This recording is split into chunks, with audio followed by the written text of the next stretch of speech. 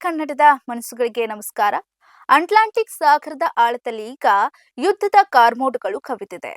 ವೆನೆಜುವೆಲಾದ ತೈಲ ಹೊತ್ತಿದ್ದಂತ ಮರೀನೆರಾ ಟ್ಯಾಂಕರ್ ಅನ್ನ ಅಮೆರಿಕದ ಪಡೆಗಳು ವಶಪಡಿಸಿಕೊಂಡ ಬೆನ್ನಲ್ಲೇ ರಷ್ಯಾ ಮತ್ತು ಅಮೆರಿಕ ನಡುವಿನ ದಶಕಗಳ ವೈರತ್ವ ಈಗ ನೇರ ಸಂಘರ್ಷದ ಹಂತಕ್ಕೆ ಬಂದು ನಿಂತಿದೆ.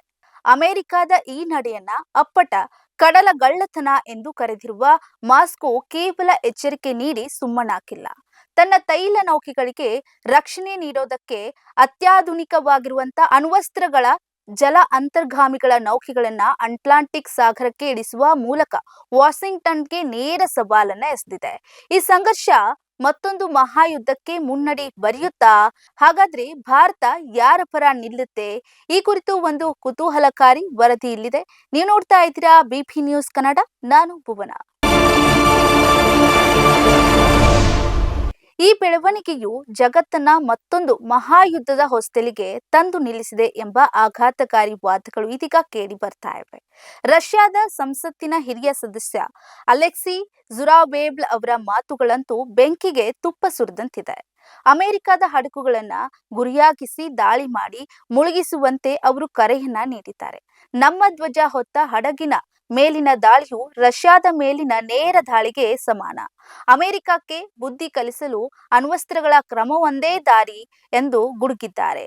ಇದು ಜಾಗತಿಕ ಮತ್ತು ರಾಜಕೀಯದಲ್ಲಿ ಸಂಚಲನವನ್ನ ಮೂಡಿಸಿದೆ. ಒಂದೆಡೆ ಅಮೆರಿಕ ತನ್ನ ದಿಗ್ಬಂಧನಗಳನ್ನ ಜಾರಿಗೊಳಿಸಲು ಹಡಗುಗಳನ್ನ ವಶಪಡಿಸಿಕೊಳ್ಳುತ್ತಿದ್ರೆ, ಮತ್ತೊಂದೆಡೆ ರಷ್ಯಾ ತನ್ನ ಅಣ್ವಸ್ತ್ರ ಬಲ ಪ್ರದರ್ಶನ ಮೂಲಕ ಅಮೆರಿಕದ ಅಧಿಪತ್ಯಕ್ಕೆ ಸೆಡ್ಡು ಹೊಡೆದು ನಿಲ್ತಾ ಇದೆ.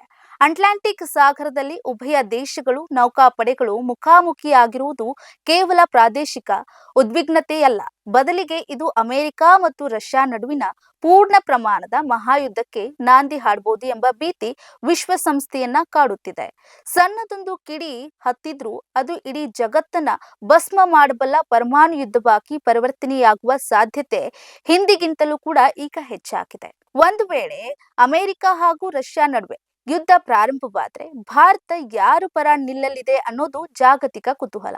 ಅಮೆರಿಕ ಮತ್ತು ರಷ್ಯಾ ನಡುವೆ ನೇರ ಯುದ್ಧ ಸಂಭವಿಸಿದ್ರೆ ಭಾರತವು ಯಾವುದೇ ಒಂದು ದೇಶದ ಪರವಾಗಿ ನಿಲ್ಲುವ ಬದಲು ತನ್ನದೇ ಆದ ಸ್ವತಂತ್ರ ಮತ್ತು ತಟಸ್ಥ ನಿಲುವನ್ನ ತೆಗೆದುಕೊಳ್ಳುವ ಸಾಧ್ಯತೆ ಹೆಚ್ಚಿರುವಂತದ್ದು. ಭಾರತಕ್ಕೆ ರಷ್ಯಾ ದಶಕಗಳ ಕಾಲದಿಂದಲೂ ಕೂಡ ವಿಶ್ವಾಸವಾಗಿರುವಂತಹ ಮಿತ್ರನಾಗಿರುವಂತಹ ಒಂದು ರಕ್ಷಣಾ ಶಸ್ತ್ರಾಸ್ತ್ರಗಳನ್ನ ಅಗ್ಗದ ತೈಲ ಪೂರೈಕೆಗೆ ಅಗತ್ಯವಾಗಿರುವಂತದ್ದು. ಅದೇ ಸಮಯದಲ್ಲಿ ಅಮೆರಿಕವು ಕೂಡ ಭಾರತದ ಅತಿದೊಡ್ಡ ವ್ಯಾಪಾರ ಪಾಲುದಾರನಾಗಿದ್ದಾನೆ. ಇನ್ನು ಚೀನಾವನ್ನ ಎದುರಿಸುವುದಕ್ಕೆ ಭಾರತಕ್ಕೆ ಅಮೆರಿಕದ ತಾಂತ್ರಿಕ ಬೆಂಬಲ ಮತ್ತು ಕಾರ್ಯತಂತ್ರದ ಸ್ನೇಹ ಬಹಳ ಮುಖ್ಯವಾಗಿದೆ. ಹೀಗಾಗಿ ಭಾರತವು ಯುದ್ಧಕ್ಕೆ ಬೆಂಬಲ ನೀಡುವ ಬದಲು ಶಾಂತಿ ಮಾತುಕತೆಗೆ ಒತ್ತು ನೀಡಲಿದೆ. ತನ್ನ ರಾಷ್ಟ್ರೀಯ ಹಿತಾಸಕ್ತಿಯನ್ನ ಗಮನದಲ್ಲಿಟ್ಟುಕೊಂಡು ಎರಡೂ ಬಲಿಷ್ಠ ರಾಷ್ಟ್ರಗಳ ನಡುವೆ ರಾಜತಾಂತ್ರಿಕ ಸಮತೋಲನ ಕಾಯ್ದುಕೊಳ್ಳುವುದು ಭಾರತದ ಪ್ರಮುಖ ಆದ್ಯತೆಯಾಗಲಿದೆ. ಇದು ಅನಿವಾರ್ಯವಾಗಿ ಜಾಗತಿಕ ವೇದಿಕೆಯಲ್ಲಿ ಭಾರತಕ್ಕೆ ದೊಡ್ಡ ಸವಾಲಾಗಿ ಪರಿಣಮಿಸಿದೆ. ಆದ್ರೆ ಅಂತಿಮವಾಗಿ ಯಾವುದಾದ್ರೂ ಒಂದು ದೇಶದ ಪರವಾಗಿ ನಿಲ್ಲಲೇಬೇಕಾದ್ರೆ ಈಗಿನ ಪರಿಸ್ಥಿತಿ ನೋಡಿದ್ರೆ ಭಾರತ ರಷ್ಯಾ ದೇಶವನ್ನ ಆಯ್ಕೆ ಮಾಡಿಕೊಳ್ಳುವ ಸಾಧ್ಯತೆ ಹೆಚ್ಚಿದೆ. ಆದ್ರೆ ಆ ಹಂತದ ತನಕ ಹೋಗುವ ಸಾಧ್ಯತೆ ತೀರಾ ಕಡಿಮೆ ಇದೆ ಅಂತ ಕೂಡ ಹೇಳಬಹುದು. ಇದು ಈ ಕ್ಷಣದ ಕರೆಂಟ್ ಕಂಟೆಂಟ್. ನೈಜ ಹಾಗೂ ತಾಜಾ ಸುದ್ದಿ, ಪ್ರಾಮಾಣಿಕ ವರದಿ, ನಿಷ್ಠುರ ವಿಶ್ಲೇಷಣೆಗಾಗಿ ಸದಾ ನೋಡ್ತಾ ಇರಿ ಬಿಪಿ ನ್ಯೂಸ್ ಕನ್ನಡ. ಇದು ಕನ್ನಡಿಗರ ಪ್ರತಿಧ್ವನಿ.